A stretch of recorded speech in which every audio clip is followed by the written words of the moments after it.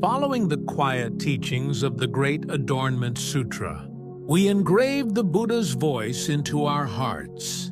My disciples, when you see high waves rising on a rough sea, do not hate the sea itself. Waves are but temporary echoes created by the wind. The deep bottom of the sea is always calm. Your mind is just like this.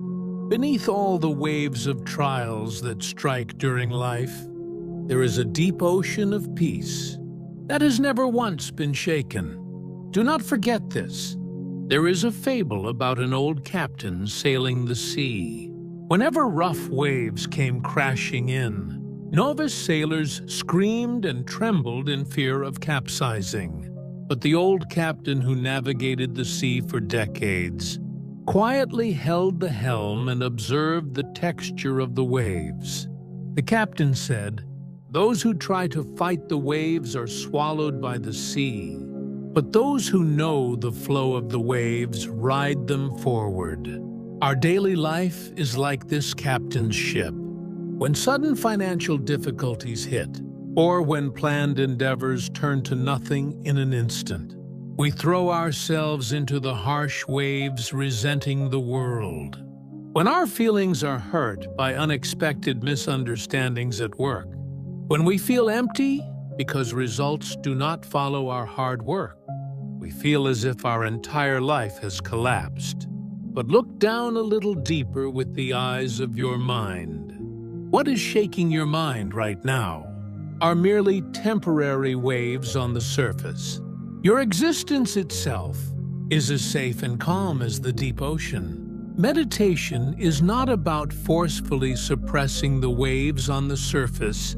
It is simply the process of slowly lowering the center of consciousness from the surface down to the deep ocean floor, feeling the breath brushing the tip of your nose.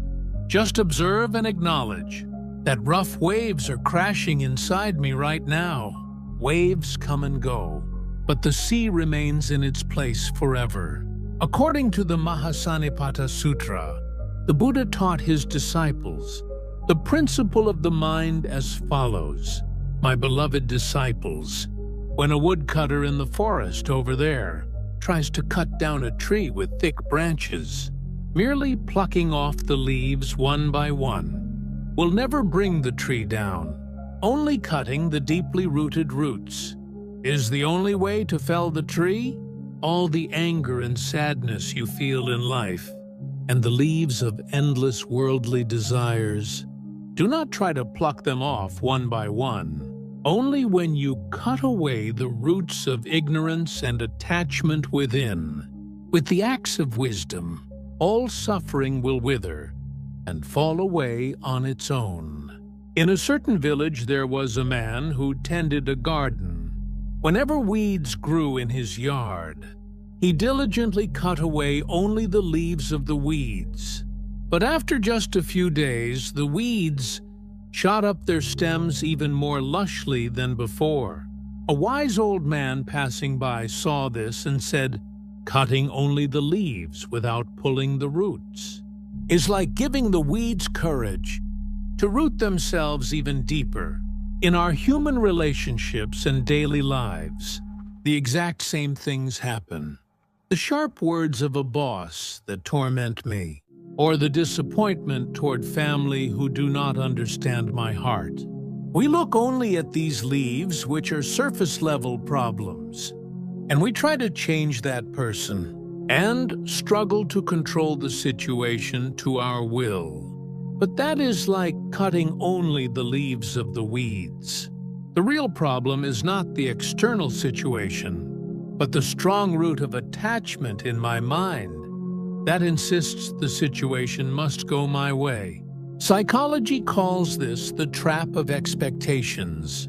Others are not beings who move according to my expectations, and the world does not flow according to the script I wrote. Look into the roots of your mind. What am I holding on to so tightly right now, unable to let go? When you quietly look up at that impatient mind, that insists things must go your way with eyes of wisdom, The vain anger and suffering that captivated us will helplessly wither away like uprooted weeds.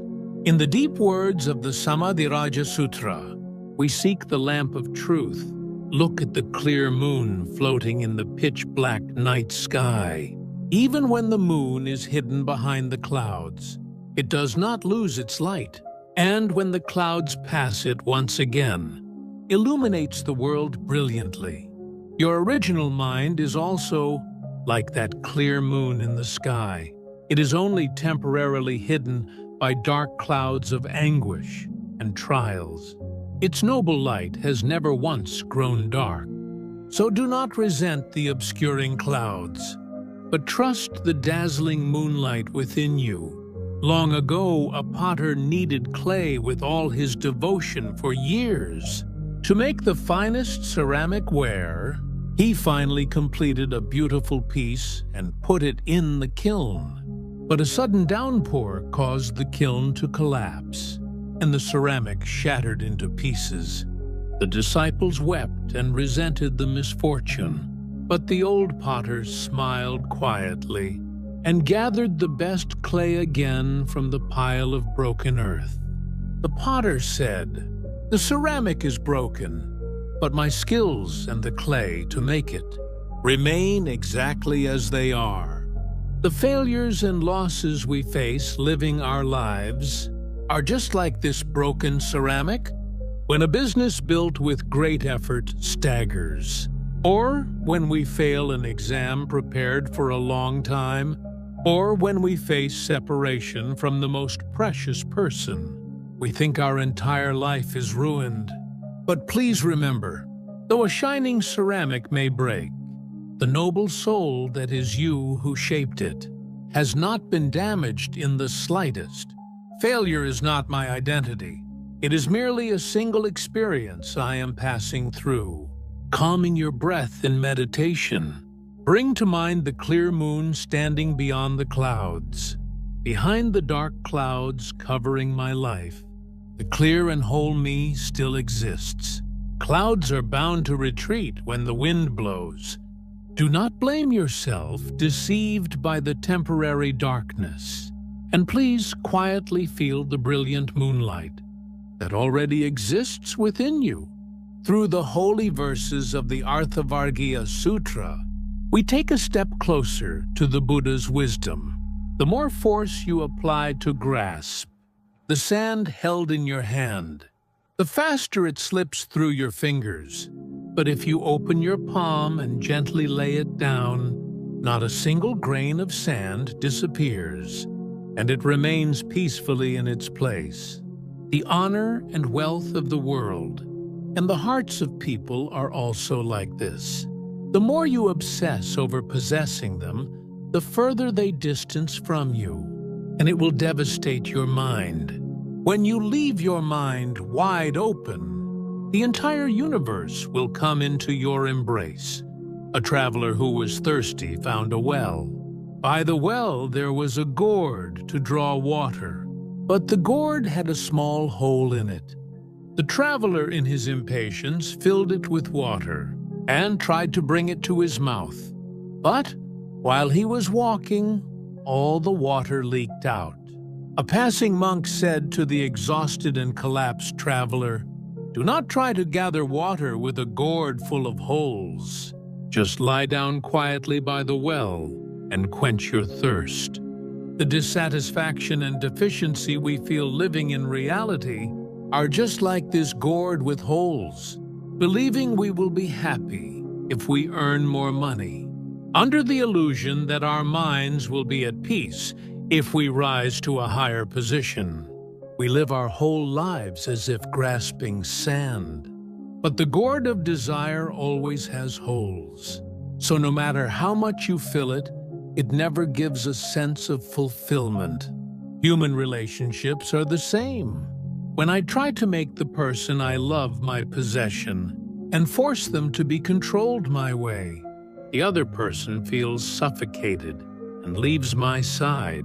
Learn how to open your palm. It is the practice of slowly loosening the gripping fingers and accepting the things that have come into my life exactly as they are, just like feeling the coolness of the passing wind, without trying to possess it. When you look at all the connections and materials of the world, with a mind that borrows them for a while, only then will our souls break free from confinement and enjoy true freedom and peace. The merciful grace of the Buddha bestowed in the Ratnakuta Sutra quietly awakens our souls today.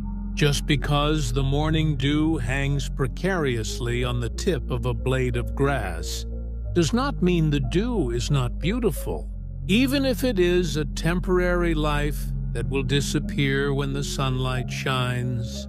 The dew brilliantly reflects the world with all its might. Even if your life is as short as a fleeting moment and seems precarious amidst all kinds of hardships, if you live with a sincere and clear mind, right in the place you are standing now, that is precisely the most noble and great life. Do not fear trials, and live this moment given to you completely and radiantly. In a deep mountain there bloomed a small wild flower. As the wildflower grew, it looked at the large pine tree standing next to it, and always blamed itself for its insignificance. I am short, and my stem is thin, so if a rough wind blows, I feel like I will snap at any moment. The pine tree looked at the wildflower and said softly, I am grand, but I only provide shade for the birds. While you are small, but you gift the passing butterflies with sweet nectar and a beautiful fragrance. You are already perfect just the way you are. Many of us live tormenting ourselves in comparison with others, comparing myself to the glamorous daily lives of others, feeling anxious about the success of others, and dismissing ourselves as trivial beings. But from the perspective of the entire universe, there is not a single life in this world that is unnecessary. Just as a single drop of morning dew on the tip of a blade of grass contains the mystery of the entire universe and the sky, within the existence of each and every one of you hides an incomparable nobility. Just because the season of my life is different from others, there is absolutely no need to be impatient. Some flowers bloom in the spring, and some flowers bloom in the cold autumn wind. Pressed down by the weight of the trials that have struck right now, do not consider yourself worthless. Your footsteps, having lived your best today as well, are already dazzlingly beautiful in themselves, just as the sky is bluer and clearer after the rain and wind have passed. In the future of all of you returning with today's Dharma talk in your hearts, I put my hands together and deeply pray that the light of peace and wisdom will always be full.